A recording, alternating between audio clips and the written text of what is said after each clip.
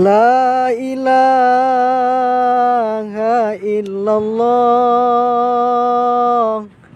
La ilaha illallah.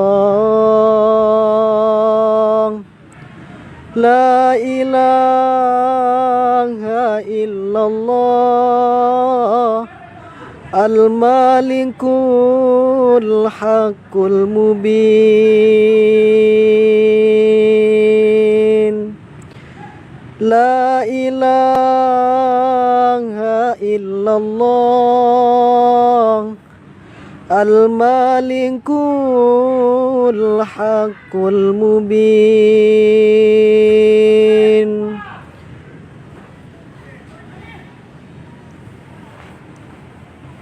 Kak, Mbak, maaf ya.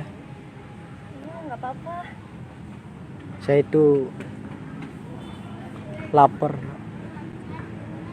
Nggak bawa makanan. Mau beli nggak? Beneran? Mau. Kita beliin. Tapi nantian dah. Tapi mau kan temenan sama saya? Iya nggak apa-apa. Sini. Mau minum dulu?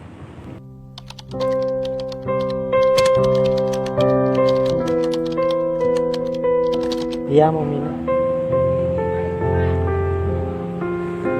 Makasih, Mbak. Iya. Tapi nantian saya minum.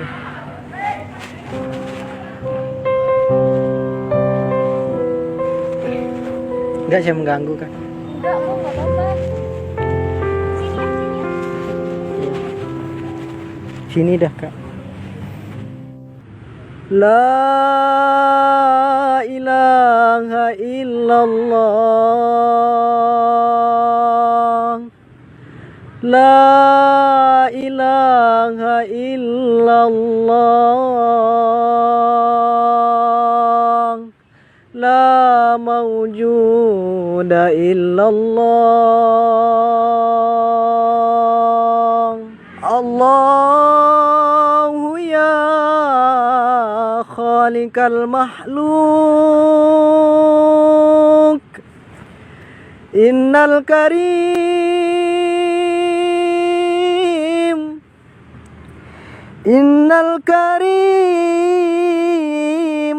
ya Allah. Innal karim.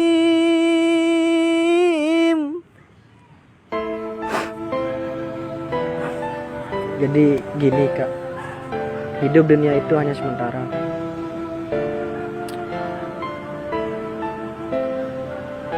Yang paling sempit dari semua, yang paling sempit di dunia ini adalah kuburan. Dan semua hal yang memutuskan segala kenikmatan itu adalah kematian. Jadi jangan pernah tertipu daya dengan sebuah kenikmatan dunia. Karena dunia itu hanyalah sebuah panggung sandiwara. Jangan sampai terlena dengan kehidupan dunia.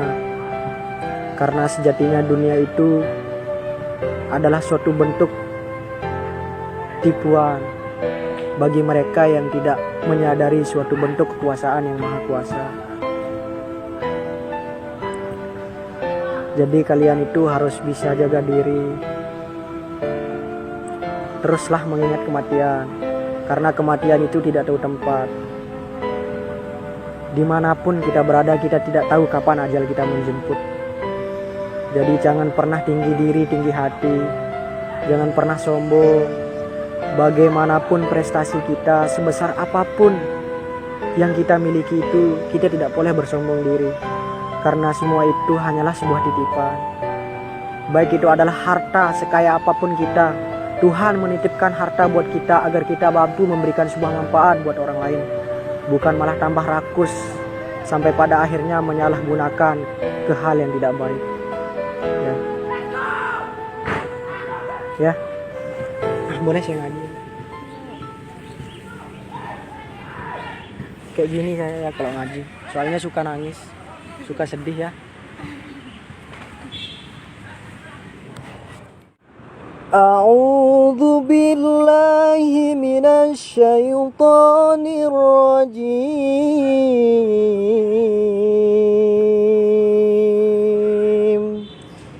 Bismillahirrahmanirrahim. Kullu nafsin dha'iqatul maut wa innama tuwaffawna ujurakum yawmal qiyamati faman zuhziha 'anil nari wa udkhilal jannata faqad faza wa mal hayatad dunya illa mata'ul ghurur. Sadaqallahul azim.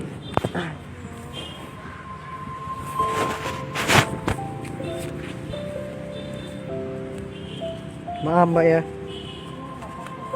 saya malu mbak. Malu karena saya itu kan gembel, banyak orang jijik, makanya saya kayak gini. Gak apa-apa, gak apa-apa beneran mbak. Saya punya pesan buat kalian. Gak apa-apa ya. Cukuplah kematian sebagai nasihat. Nasihat yang tak berbunyi dan tak bersuara.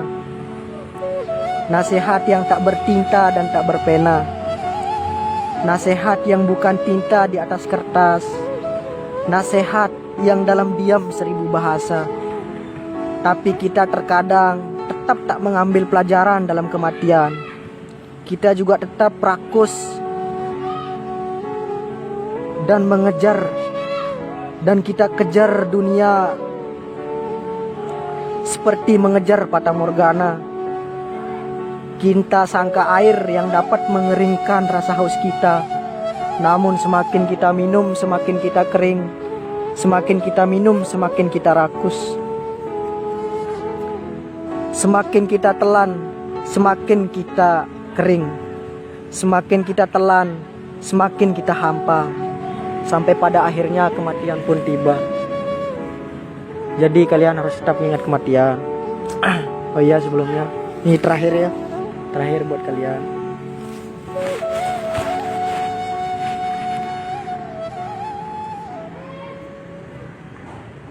Sallallahu ala Muhammad.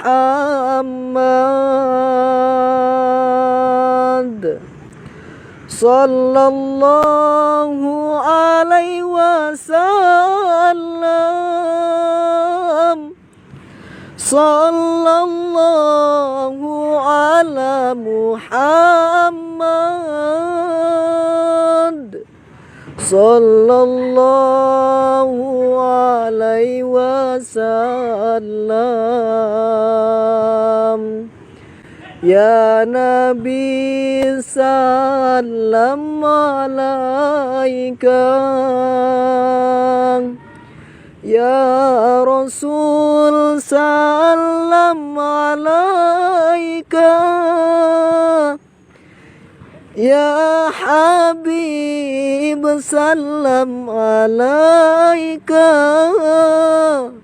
Salawatullah alaika. Jadi buat kalian masih muda kan, saya itu udah nggak punya orang tua. Saya itu hidup di jalan, makan sesuap nasi 1 hari 1 malam kalau. Dan kalian juga masih muda, masih punya bakat, masih punya potensi, masih punya masa depan. Kalian juga masih cantik-cantik, sehat, segar, nggak seperti saya yang dekil, yang intinya saya serba kekurangan, tapi saya senantiasa bersyukur sama Yang Maha Kuasa. Karena seburuk apapun keadaan kita hari ini, percayalah bahwa itu adalah suatu bentuk cobaan dari Yang Maha Kuasa untuk membuat kita menjadi orang yang lebih kuat. Karena tujuan Allah Subhanahu wa taala itu memberikan cobaan dan ujian itu hanya satu, untuk melihat kita menjadi orang yang lebih baik, untuk membuat kita menjadi orang yang lebih kuat dan tahu mana hal yang memang benar-benar pantas. Jadi pergunakanlah hati dan akal pikiran kalian untuk mengingat Yang Kuasa. Jangan sampai hati dan akal pikiran kalian itu hanya dipakai buat ingat mantan dong. Ya. Kurang lebihnya saya mohon maaf, dan mohon maaf kalau saya mengganggu ya. Gak apa-apa. Itu sih. Dan kalau mau sukses surga dunia maupun surga akhirat, cuma satu kuncinya. Berbakti sama kedua orang tua kalian. Karena surga tertinggi dari semua surga itu adalah berbakti sama orang tua, secara khusus sama ibu. Jadi banyak anak-anak sekarang yang sok pintar, sok sukses, dan mereka merasa lebih sukses dari orang tua mereka. Mereka merasa lebih pintar dari orang tua mereka. Mereka mengatur orang tua mereka. Dan bahkan banyak seorang suami maupun istri yang ketika mereka sukses, mereka membuat rumah, beli mobil, rumah mewah dan semuanya. Tapi ibu ia telantarkan dan dia taruh di tempat yang paling sunyi dan bahkan lebih jelek dari tempat tinggal istrinya. Padahal surganya mereka adalah orang tua mereka. Dan sedikit kisah buat kalian juga, bahwa ada orang gila yang ditanya, dia adalah seorang dokter. Dia ditanya, kenapa kamu bisa lahir dari seorang ibu yang gila? Ibunya gila sampai dicakar-cakar dan lain-lain. Kemudian dokter itu dengan bijak berkata, mungkin ibu tidak tahu saya adalah anaknya, tapi Allah tahu kalau saya adalah anak dari ibu saya. Itu. Jadi jangan pernah merasa sombong, jangan pernah merasa hebat, jangan pernah merasa paling sukses. Walaupun setinggi apapun kesuksesan kita, tapi tetaplah rendah diri dan rendah hati di depan semua orang, termasuk orang tua kita. Ya, mohon maaf kalau saya mengganggu. Terima kasih. Sorry ya.